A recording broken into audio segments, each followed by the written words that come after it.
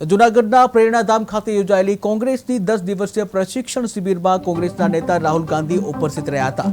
તેમણે ગુજરાતના કાર્યકર્તાઓને સંબોધિત અને આગળ વાત કરતા કહ્યું કે કોંગ્રેસના કાર્યકર્તાઓએ લોકો વચ્ચે રહી તેમની સાથેના સંબંધોને વધુ મજબૂત બનાવવા જોઈએ। તેઓએ ભારપૂર્વક કહ્યું કે કાર્યકર્તાઓને જનતા સાથે રહી તેમના સુખ દુઃખમાં ભાગીદાર બનવું જોઈએ। ત્યારે કોંગ્રેસના કાર્યકર્તાઓ એક મોટા પરિવારનો ભાગ છે અને તેમનું લક્ષ્ય સત્તા નથી પરંતુ દેશ અને દેશવાસીઓની સેવા કરવાનું છે। તેમણે ઉમેર્યું કે જો આપણે લોકોના દિલ જીતીશું તો ચૂંટણીઓ પણ આપણે ચોક્કસ જીતીશું। આશરે 2 કલાકના ઉદ્બોધનમાં રાહુલ ગાંધીએ કાર્યકર્તાઓને પ્રેરણાદાયી માર્ગદર્શન આપ્યું હતું અને મહેનત કરનારાઓને ભવિષ્યમાં આગળ વધવાની તક ચોક્કસ મળશે તેવા સંકેતો પણ આપવામાં આવ્યા।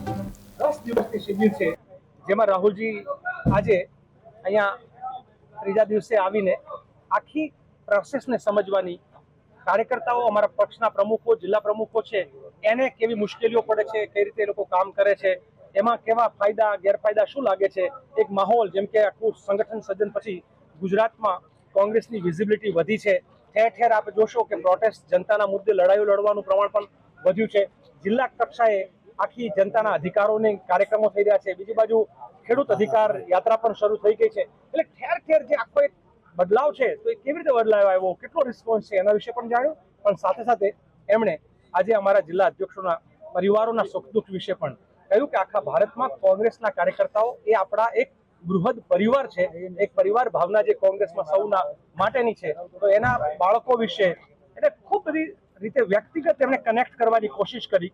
સાથે સાથે પણ કહ્યું કે આપણે લોકોએ જનતા સાથે આ જ પદ્ધતિએ એના સુખ દુઃખના સાથી બનશું તો આવનાર સમયમાં લોકોના દિલ જીતશું તો ચૂંટણીઓ જીતશું।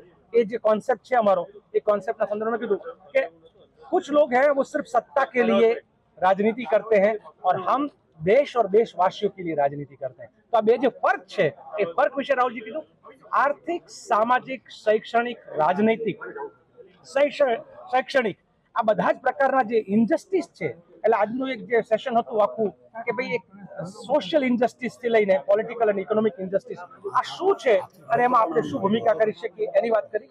એક બહુ જ મહત્વની વાત જે મને પણ આજે ક્યાંક પોતે વિચારતો થયો, કારણ કે તાલીમકાર તરીકે તાલીમ આપતો હોય પણ આજે જે મેં વિચાર કે આપણે બધા વ્યક્તિઓ જે છે એ કોઈક ને કોઈક રીતે પદ અને પ્રતિષ્ઠાના ઘમંડમાં રાચતા હોઈએ છીએ।